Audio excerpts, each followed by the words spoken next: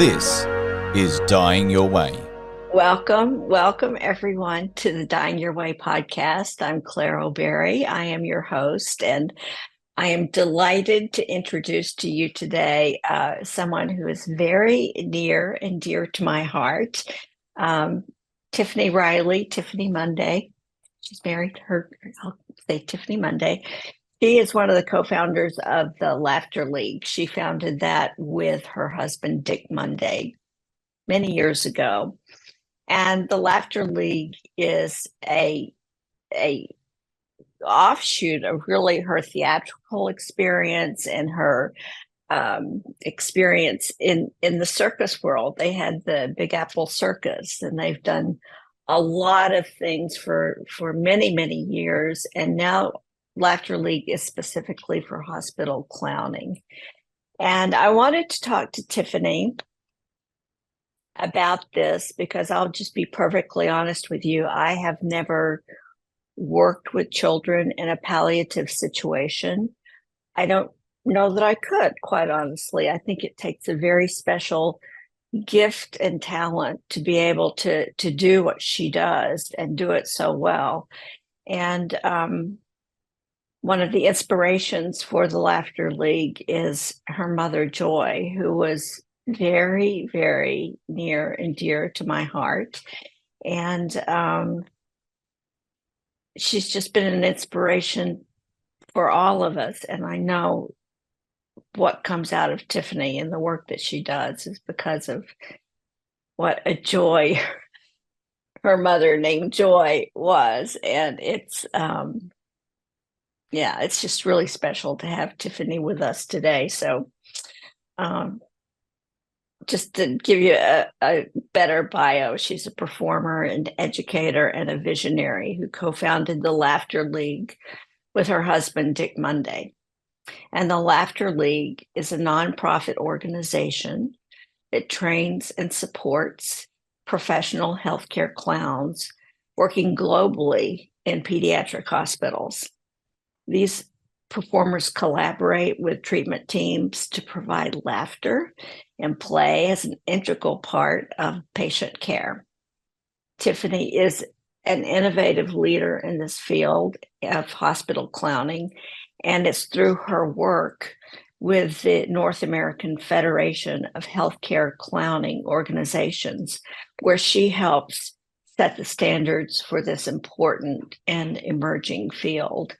And it's just not going to be an episode about red noses and silly hats. I mean, it's about the transformative power of laughter and joy and how that helps so much in all of the healing that we want to take place for each one of these pediatric patients. And just keep in mind that Tiffany and her team are trained artists with decades of experience, and they gift that artistry to give comfort and play and dignity to these young children. Well, maybe some of them aren't that young, but they're children. And so I just want to thank Tiffany for being here. And now it's time for you to get to meet Tiffany. So welcome, Tiffany. Hello, Claire. A human that I've known my almost entire life. It's great to see you. I know. I've known Tiffany since she was 4 years old, and her mother, I was her daughter-in-law. Joy, her mother, I was her daughter-in-law for a while, and we continued a very close relationship throughout Joy's life, who's now deceased, and she always referred to me as her daughter in love. And I've had a very special connection, not only to Joy, but to Tiffany. And I'm so proud of you. Can I just say I'm so Claire. proud of you? Thank you. We've been through a lot, huh? Oh, for sure. A lot of things. But here we are. Thanks for that wonderful introduction. I appreciate it. Oh, that's pretty easy. Hey, so just you're going to be doing most of the talking, and I just need you to sort of, for me, but for the listeners, to what is exactly the difference between, I mean, you had the Big Apple Circus and all of that. What's the difference with that clown performance and being a healthcare clown? Well, I will preface by saying that a good performance in circus and theatrical clown does not necessarily make a good hospital clown. It's not a mutually exclusive endeavor. It's a very different art form, but I like to think of it as sort of, it has two sides to it. You really need that artistry that we learn in performing in the circus and theaters, um, and you also need to understand the medical environment and all of the psychology around what's happening to children as they're going through cancer treatments or as they are on dialysis waiting for a kidney, or maybe never going to get a kidney and they're always going to be on dialysis. So our job in the hospital is to, I think, to be as close to the edge of good trouble as possible without going over. Good trouble. Yeah. Yeah. And it's really important because this hospital environment is extremely dry and it's scary for kids. In the first 24 hours that a child is admitted to the hospital, they will have 63 strangers knock on their door, roughly. 63 people that will come in to check their vitals, to take their blood pressure, to talk to them about medicine, all of those things. And so the clown at the door, it represents, wait a minute, what is this? It's often like, these people don't look like the other people. So if we did not have a highly developed skill set as artists and people with an awareness of the environment, it would never work. We have to stand in that door and read the room. I mean, I heard you mention this on one of your recent podcasts about reading the room. I think it is the thing that we do. Like, we do that at every moment because things can change quickly. So, the easy rooms are the ones where you knock on the door and you open it and there's already somebody laughing and you come in and you have a great visit and you do silly stuff. And the hard rooms are the ones where it's dark in the room and the kid is there and the parents are anxious, and those are also the best ones sometimes, because you can really see a marked change in the mood of the room. But I think the difference too is that there are not so many people that want to volunteer as clowns anymore. I think COVID kind of helped change that. But I think the difference, and we teach a lot of clowns. We teach a lot of different types of clowns. People coming to it, people want to give back. People that have had careers and they think, oh, I'll go and be a clown, and that's really it diminishes the art form. So what I always say to people that want to do that is, if you really want to do that, go train. Don't just walk in the hospital with a clown costume on. But and honestly, we don't really wear that much makeup because, makeup is for a big audience, an arena, a big theater where people are, far away and they need to see you. When you're in a room with a child, you don't really need much. You already are different just by your appearance there. Yeah. So, I'm not really sure if I answered your question, but no, you did. I mean, I just didn't want to interrupt you or jump ahead, because you said that the performer is just not anybody could go in there and do that. So in your training, how do you decipher if someone that you're training to do this has the capability? I mean, I went through so much hospice training as a professional volunteer. I went through so much training, and I would say that maybe out of 20 people going through the training, maybe half of them stick with it, because it's just, once they get in that environment, it's not exactly something that fits for them. So how do you train people to do that? I mean, it's absolutely a calling. It's not a job. It's not the kind of thing where you go, well, I'm a barista 3 days a week, and then on the other days I'm a clown in a hospital. If you were called to do this work, it's a huge part of what you're what you're doing. When we're training, we look for empathy. Empathy is a huge, important thing. Vulnerability. If you're not vulnerable, there's no way you're going to be open to the gifts and the moments that are going to come to you, and there's no way you'll be able to switch your tactic on a dime to face whatever you're seeing.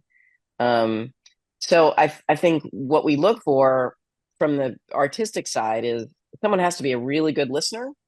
They have to be a great improviser.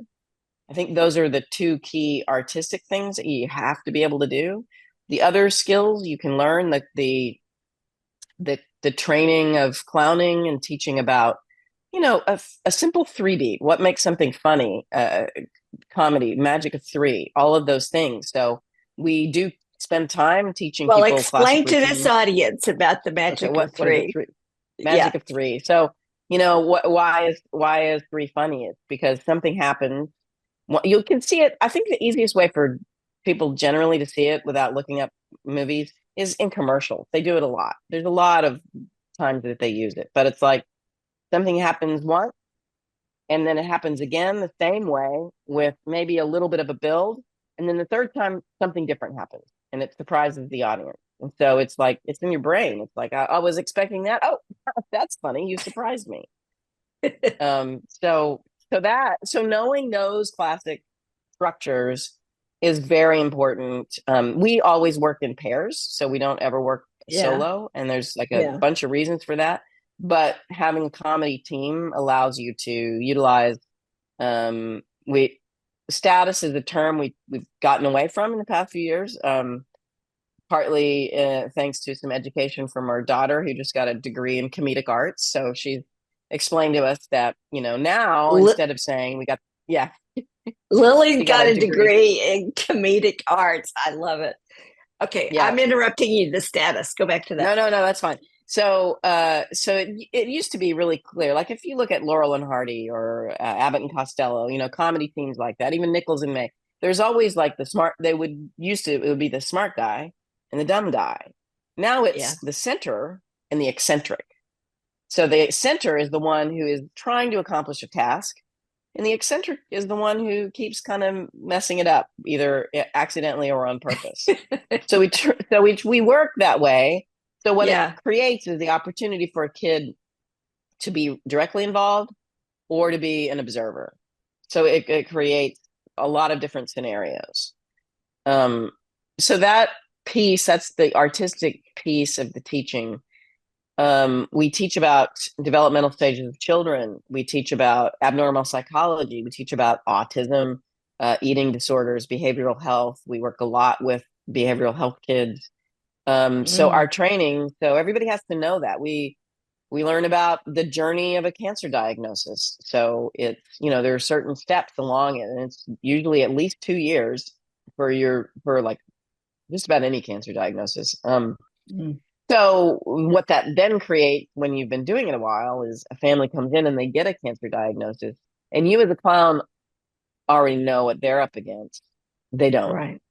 Right. So your job is to catalog that in the deep recesses of your brain and then still bring the humor and help them find the way to the lightness. So you're carrying a lot. Because of that adds another layer that we have to do, which is a lot of self-care for our clowns. So we do a variety of things. We work with psychologists, or we work with a chaplain sometimes. Sometimes it's a drama therapist. It's kind of shifted through the years, but we are constantly looking for ways to process the things that we see. It has a lot to do with mirror neurons, which I'm sure you're familiar with, and so how do you process that? How do you keep doing the work?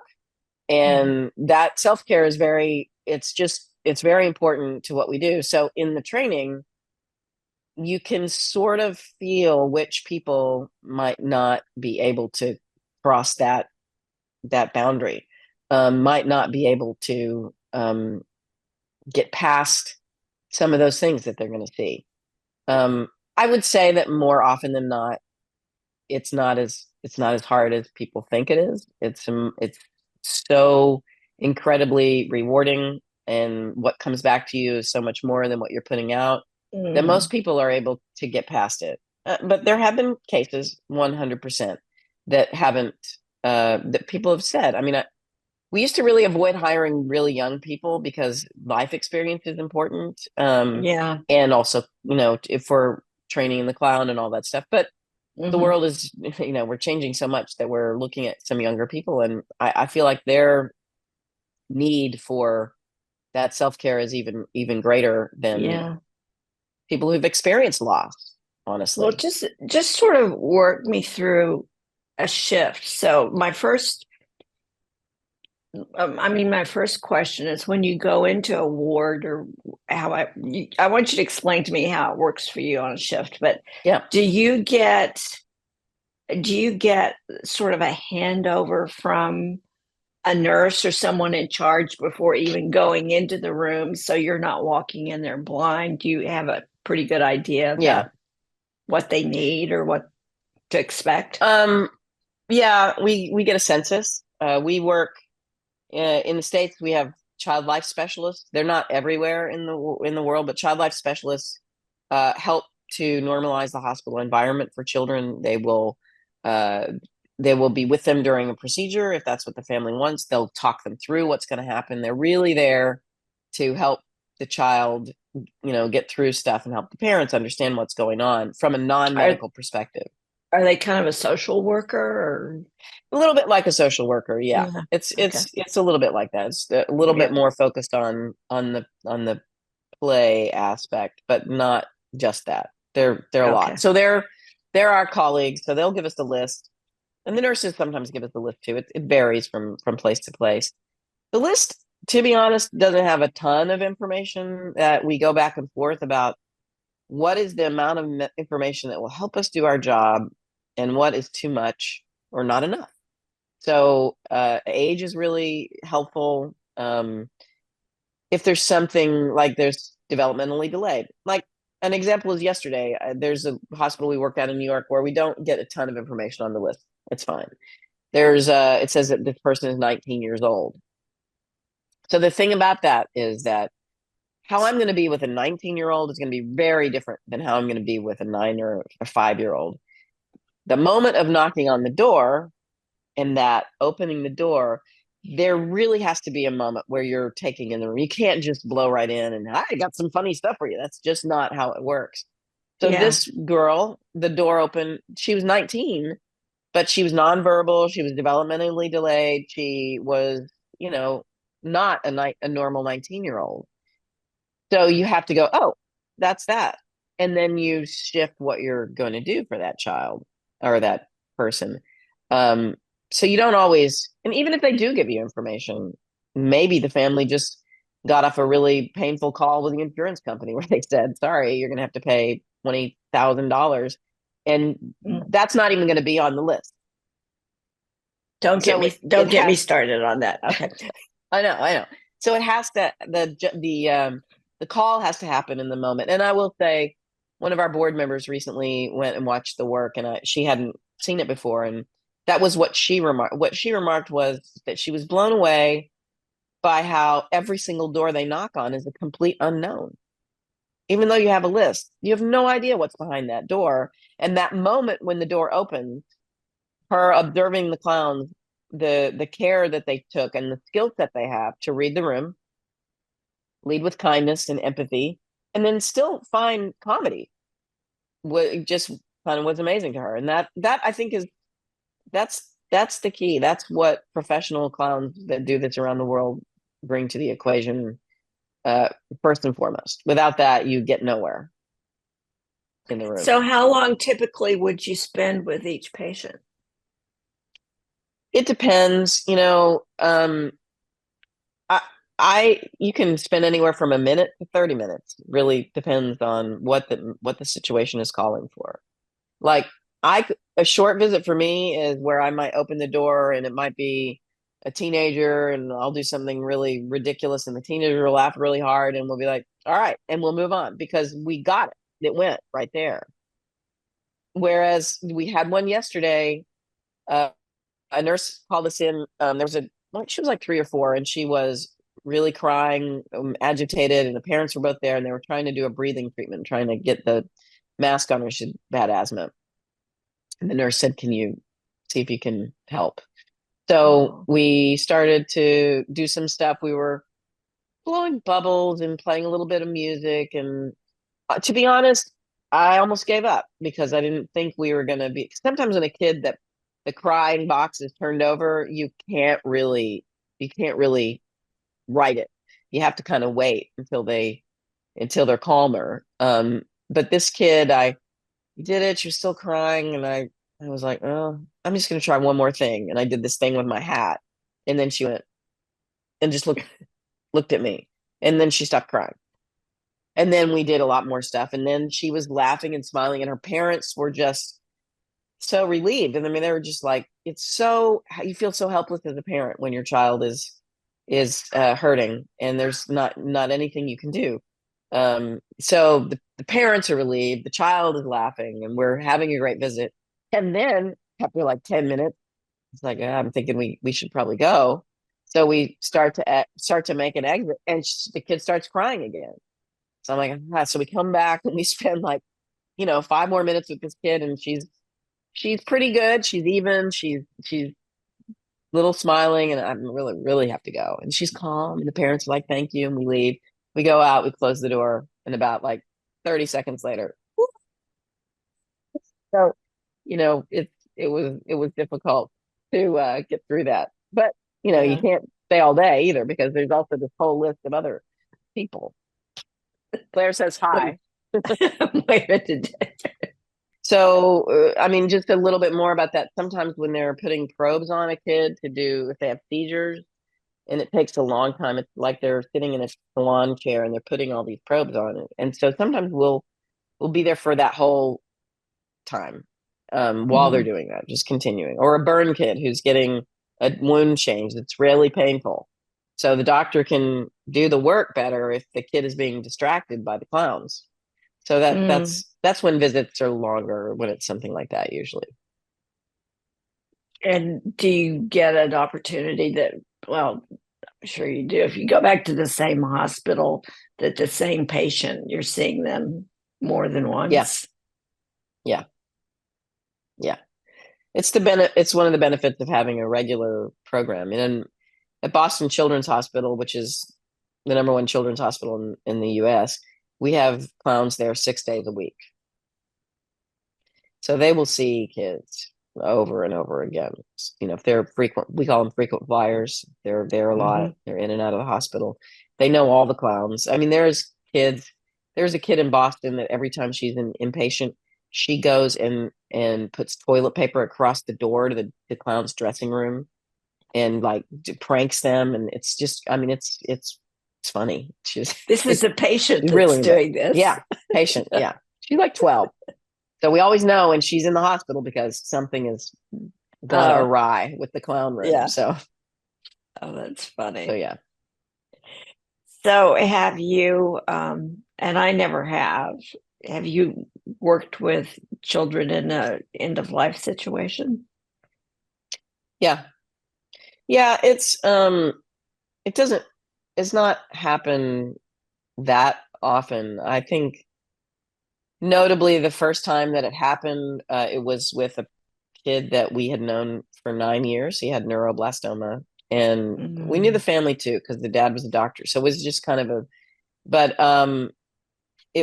we spent about 3 hours in the room with this child as he was at the end of life, and his parents and grandparents, and what an honor, and what a challenging time. And of course, it wasn't about laughs. It was about empathy, and it was about connection, and it was about music, and it was about creating a space that was filled with love and some joy. And interestingly, later the mom told us, that when they asked if we could come, that the grandparents were like, "What? Why are you calling them in here?" But then afterwards, they were like, "How could you have not called them in?" Because it was just, it was a moment that was I mean, I'll never forget it. It was pretty powerful. And so that that happened sometimes. It happened. There was another child who had loved the clown magic trick, and this child was actively dying, and the parents just were, of course, bereft and all of the things, and the clowns come, please come and do some magic tricks for our son. You know, it's just it's thick, and it can be very people get invested in the clown programs and in what the clowns can bring to the equation. So it happens a lot. Another reason why self-care is so important. Yeah, yeah. Yeah, I've never had a child as a client, as a patient before, but well, that's one reason why I wanted the listeners to hear Yeah. you talk about it, because it's just sort of unfathomable to think about losing a child and what that entails. But you were you were saying that, the grandparents were going, "Why are the clowns here?" And yet when it was all over, it was just that there is just always such a heightened memory of being at the side of someone who's passing, no matter what the age is. But that's a Yeah. memory you're going to have forever, forever. Yep. Well, you know that. You know that. Yeah. Well, I mean, it's been, when was that? It's been about 10 years ago that happened. Maybe 11. Mm. That one. So yeah, it stays with you. That's for sure. It's a gift. But in a good way, though. Oh, absolutely. Yeah. I think it also colors how you look at death. I mean, and I listened to a few of your other podcasts, and I think it is true that everybody's so afraid to talk about something that's going to happen to every single one of us at some point.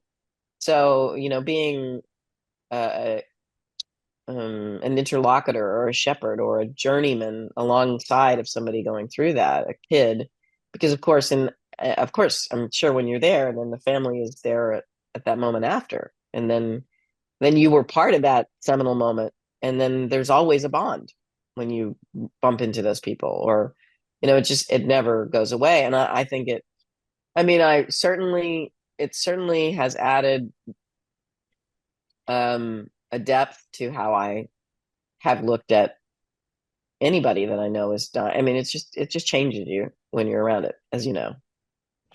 Well, I think my biggest raison d'etre, I'll be real honest with you, is that it's so, I mean, because I'm in a hospice environment here locally, I'm not in the role of a doula. I'm in the role of a volunteer. I mean, I'm a trained volunteer, but I'm not being a doula. And I try to explain to the people that know the work that I do, I said, it's just more upstream. The people that I work with, it's more upstream. Maybe they've gotten a diagnosis, and they're going through all the different stages of chronic progressive illness, but they have plenty of time to come to terms with what's ahead of them, and they've planned and they've prepared, and it's just a beautiful experience because of that preparation. So I mean, but with children, you just wouldn't, I mean, you never expect that would happen to a child. So you're always going to have a clientele or patients that are in the stage that I see a lot of people here at hospice that they haven't planned. They don't have any, clue what's ahead of them. And it's trying to avoid that kind of chaotic care, Right. that is so detrimental or can be detrimental. But I think that what you do is, well, the movie Patch Adams, I love that movie Patch Adams, where he used working with children, wearing his red nose, and that was a holistic way of treating, the body and the mind and the soul and the emotions. And Yeah, because kids are still kids. They're not their diagnosis. That's how we look at them. We're looking at the kid, not their diagnosis. and Good point. they still want to laugh, and they still want to play, and they still want to be as normal. I mean, they don't know the things that we know as adults. And that also adds a But level of resilience. the same is true for adults. Even old adults, they still want to be seen as them Yeah. and not their Yeah. disease. That's true. So That's true. That's thanks very for true. pointing that out, because it's very oh, okay. I just thinking about kids dying, it just tears me up. It really does. Yeah, it stinks. It really stinks. I think it's so I will not get, we are very non-religious, non-political in our work, but I notice the amount of people that are going through this with kids and their faith in God and whatever their God is. And I'm always like, they will flip from the hope and faith that the child is going to recover, and then they put their hope and faith in how the spiritual being is going to be handled when they pass. And sometimes I'm like, but I think I would just be so angry. I don't know if I don't know how I would do that. But it's like you're holding on to, when you're a parent, you're holding on to whatever can bring you peace in that equation, and how. And I think that works for so many people, because I don't know Having faith helps. Having any kind yeah, of belief, it definitely helps. it gets people through stuff that I'm like, I don't, it's powerful. It's a powerful thing for people. I can't really think about anybody I've seen that I didn't feel had some kind of faith in that situation, now that I think about it. But I also think with kids, it's harder to accept that they're going to die. Like, the hope springs eternal. Right. There's always the hope of a miracle, which is also true Right. with adults, of course. But I mean, maybe not maybe there's a percentage that are like, yeah, this is it. I'm on hospice, and I'm gonna, however much time I have left, this is what it is. But I don't think that ever will happen with a child, because the parents are going to be hopeful. The child will be more accepting sometimes. They might know it. They know it in here. They don't have the words for it. But a really good colleague of mine that has a massive program in France, Carolyn Simon, she wrote a book a number of years ago called The Clown Doctor Chronicles. And she coined this concept that she can see kids sprouting wings. So, like, they're sprouting wings because they're becoming angels. And we can see that and feel that. And when that's happening, I think the child, in most cases, somewhere in their soul, they know. And Yeah. they're calm. They're much calmer and more settled with it than their parents. Yeah. Maybe it's not the same language that we use, but they'll talk about it. Kids are not, they don't have they haven't put on the armor that we put on as we become adults. Kids are much more open and honest Yeah. and loving without judgment. It's only when we get older that we have, things happen and all that. So they're great. I love kids, and I love watching that journey, and it's horrible when they pass away. And also, sometimes they were in so much pain. Really. They spent their whole life, maybe they spent their whole life in the hospital, some of them. Mm. I just was, let me see, how can I say this? I was just working, I work at a camp, an oncology camp. And I am I work with a partner, and we are basically, I like to think of us as rogue comedians. We're basically all around camp. We show up in goofy costumes, crazy characters, and we really like create a vibe across the camp. And then we teach circus skills to some of the kids, and then they do a little show at the end. So it's a lot. There was a Oh, it kid sounds there like so much fun. it's really fun. It's funny because every time I'm there, I'm like, yeah, well, when I was growing up, I went to this dance camp that my parents had in their backyard. And my mom did all the cooking, and we danced 12 hours a day in the Texas heat. No, Maxine And did all the cooking. Okay, there, that's fair. Yeah. But there was this one girl there who I didn't know until the last day was on hospice, palliative care. She was in a wheelchair, but she was there. She had so much joy, and so she was so vibrant, and it was such a great week for her. And it's that thing, it's that metaphor that I will not get correctly, but it's the that the man is at the top of the mountain and there's lions chasing him. He jumps on a vine and he starts to climb down the mountain. There's lions at the bottom. So there's lions at the top chewing on the vine, lions at the bottom, and then he looks out and he sees that there's strawberries in the mountainside, and he reaches out and grabs them and discovers they're the best strawberries he ever had. So live in that moment. That's the moment. Live in the moment. Yeah. Yeah. Wow. Well, so I'm glad you listened to some of the podcasts, but I mean, you lost your mom, you lost your dad. It's just, how has all of this, even since COVID, I mean, how are you looking at your own passing and death, and how's it affecting you? Well, I think I don't I kind of believe in this, but I really feel in a lot of ways my dad chose his way. Um, I think about that a lot because he had Parkinson's, and he was dealing with that, and he had a side effect of all these mouth sores that just made it hard for him to eat, and it was really unpleasant. And he looked at me one day and he just said, so tired. I'm so tired. And um right after that, he he started kind of going downhill. It was very quick. That was like 2 weeks before he died, honestly, when he said that to me.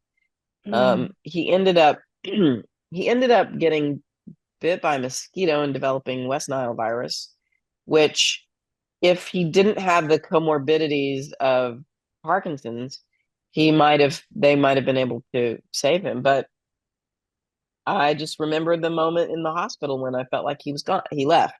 Like right before that, the last thing he said that anybody could really understand was, "How's my dog?" Like he was just worried about making sure his dog was taken care of.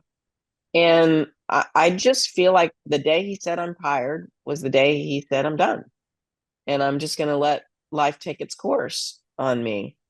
Um, and then it happened so quickly. It was just quick. It I happened feel so like fast. yeah, it was, and that's why I feel like it was, there was something in his mind that was going, okay, I'm ready to go. I'm ready to peace out, brother.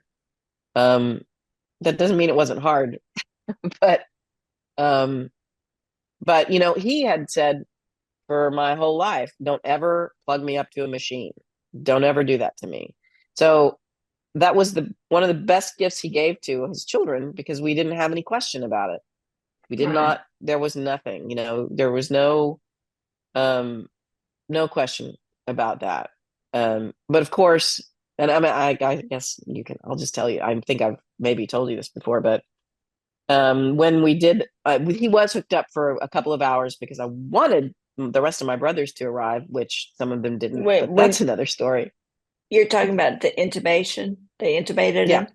Yeah, for a couple of What hours. happened? He was in ICU and he was crashing, and it was the middle of the night, and the doctor said, "What do you want to do?" And I said, "Well, I know he doesn't want to be intubated, but let's just hook him up, see if we can stabilize him and get the other family members here."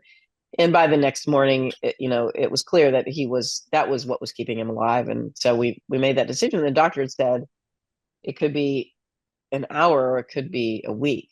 People, you just don't know what their plan is or what's going to happen. So I think it was one of the most beautiful things in my life. And because we did that, it was myself and my son and my brother Ricky and his daughter Amy. So the four of us were in the room. They disconnected him, and then it became apparent that it was going to be pretty fast. And I looked at Chet and I said, I didn't call the priest. He was Catholic. What about the last rites? We called the priest, and then Chet said, Mom, I don't know if they're going to get here. So we looked up last rites, and Chet and I administered their last rites to my dad. And then Chet created a playlist on Spotify, a Journey to the Other Side playlist, and which finished ironically with My Way, and Oh, had wow. this Italian song, Paloma, that was his favorite song, and then he was gone. So I think I mean, I hated to lose my dad, but it was a beautiful time. It was my way. It was 100%. And then, of course, I think the priest did end up getting there, but we're like, dude, we got this. It's like, well, let me just spray some things. So anyway, but it's not like we made that decision beforehand, but we did in a way, because he said, don't ever plug me up. Don't do that to me. Yeah. So those, I think I think it is really important in adulting to look at that stuff. With children, though, you're never gonna accept it as a parent. I mean, it's just impossible. Well, and statistically, if a child dies, it's going to be an unexpected death. I mean, Right. maybe not when they're in the hospital on dialysis for 9 years, but yeah. So it's like, but we are going to die of 79% of a chronic progressive illness. Wow, 79%. 79%. Only 21% die unexpectedly, or 18th hole on the golf course, or in That's a good bed place just to in go. their sleep. Yeah, but or in the circus ring. That's happened to a few clowns that we know of. I bet. But that's comedy. No, I'm just kidding. No, it's actual dying has happened. No, I know. No, I Yeah. was. Oh, we could have so many stories to tell. I'm thinking about doing a play with, and one of the performers backstage. Anyway, I don't need to get into it here, but so what's the plan? What are you going to be doing going forward? What's the plan for Laughter League? Well, I don't know if you've heard, but the United States is facing some big challenges with funding for basic healthcare, basic everything. So come to it does Australia. make it. Come here. I'd love to. I'd love to come and visit the Humor Foundation. Actually, I've met them at international conferences, and they're really great folks. So there's kind of two ways to look at the future of it. There are a lot of creative arts therapies now. There's music therapy, there's drama therapy, there's art therapy. And part of me thinks that a good way to spend my, last 10 years or so of working is to create a pathway for the therapeutic clowning to become an actual spoke in the creative arts. And the positives of that are that funding might be a little easier. There would be an education process that would be very clear, and people could actually study it at a university. The drawbacks are that there's a lot of charting that happens and a lot of education that goes into it.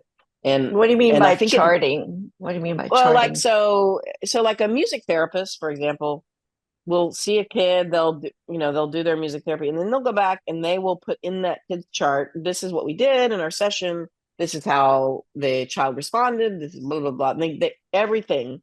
So, and there are some people that say documentation. If it's not documented, it didn't happen. So for clowns who come really from the performance side, it's in the beginning of this work, you mentioned Patch Adams. So there was Patch Adams, who was a doctor bringing humor from the medical side. And then there was Michael Christensen bringing humor from the circus. And then another woman in Canada and actually another woman in Europe. But that's in my book, which I can tell you about also. Do. So there were different approaches. And the initial approach of the Big Apple Circus was that we are bringing the circus to the hospital. And while we're there, we're going to find some laughs and their healing is going to happen. And it was only over like the last 30 years that it has become more intentional. Mm-hmm. It really hasn't, I mean, the artistry is the same. It's just has more colors and more depth, which is, I think might have happened naturally. But so there's that thinking. But if you suddenly become an employee of the hospital who's charting every interaction, yesterday, my partner and I were at the hospital in New York. We saw 40 kids in a day. Wow. Wow. Yeah. If I was charting about that, I might see 7 or 8. Right. Right. And so that's part of the drawback. But the tricky part about keeping it how we have it, which is pretty much standard, is that it's going to be harder and harder to get funding. And well, how do you get your funding now? I mean, I know you're a nonprofit, but it's people so donate. It's a mix. But we have contracts with hospitals, and hospitals generally cover. Generally, there's a few exceptions, most of the direct programming costs. What they don't cover is any of the things that go along with it, like the training and recruitment of clowns, the upkeeping the standard, the artistic standard, any administration. I have 45 clowns working in the United States in 6 states. And basically it's me and Dick running the organization. Right. And it's at a really minimal salary, because it's tougher to get money for that. We have some amazing donors that have fully funded our New York program, and amazing donors and grants. We do grants. But I were some of those government grants? Not federal, state. Okay. We've never received a federal grant. To be fair, I think it's, well, we don't really fit in a bucket. It's tricky because it's, are we arts or are we healthcare? Are you artists or are you healthcare? So the NEA, like 2 years ago, introduced a grant specifically for arts and healthcare, which seemed like a great fit. But then now everything has changed about what that looks like. We are granted from a couple of states with a couple of really great grants. The Hasbro Toy Foundation is a huge supporter of our work in the Northeast. And we're always looking for that. I personally think what's happening is there's so many things that are coming to hospitals that are funded, and the hospitals don't have to pay. So we are on that fine line of being, are we arts or are we healthcare? And so until I think it's just a tough time. So my whole job now is looking for money. It's just, that's all I can do.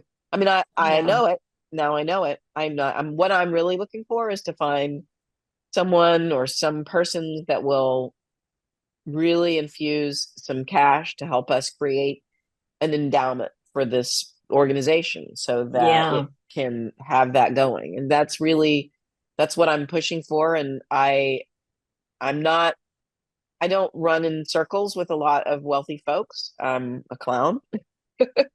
But I think a lot of American organizations are leaning into private donations. It's where we're going to have to go for it. More philanthropy of people that want to see good change in the world, and they're going to support, and hopefully they'll support organizations like ours. I think when people see nonprofit on a business, or something, it has the .org or something, there's like this assumption that they don't need to be profitable because it says nonprofit. I mean, nonprofits need to be profitable. They just do. Or you can't stay in existence doing what you do. No, well, do so well. Breaking even is a good goal. That's, I mean, Yeah, tell me about it. Tell me Yeah. about it. That's Yeah. if I didn't love what I do so much, Yeah. it's hard to keep putting your heart and soul into something, and the feedback that I'm sure you get, that I get, is just amazing. And you can live on that for a long time. But, I mean, we have to make a living to be able to do what we do so well and what we love. So Right. I I think hear you. the thing that works for me is that I still do the work. Like yesterday, if I can't do that sometimes, it's my why. It's the why. Yeah. Why am I going to call some person and try to get them to give me money? I'm not good at that. It doesn't come that naturally to me. Oh, Mhm. because I'll tell you why. Because yesterday I saw this kid whose life was better that day because we were there. I saw parents who were visibly relieved because we got their kid to stop crying. Mhm. Um, and most of the staff, they get it. They're mostly with us. But I will say that it actually happened twice yesterday. There was a very tiny baby. It's an ice heart unit, and the parents were like hovered over the baby. It was just wailing, and it doesn't hurt that I've raised two children, so I know how hard that is when your child is crying and you just can't get them to stop. And on top of it, they're in the ICU and they're having all this stuff. If I hear a baby crying in a hallway, I'm going to go right to it. I'm going to get as close as I can, assess what's happening, and is there a way that we can help? So the nurse was coming out of the room, and super nice guy, doesn't nothing negative about him, but he just said, "Oh, this is a really, really tiny baby." In other words, there's probably nothing you can do. They're not going to understand your humor. Oh, that's kind of a that just with that sentence, that's a really tiny baby.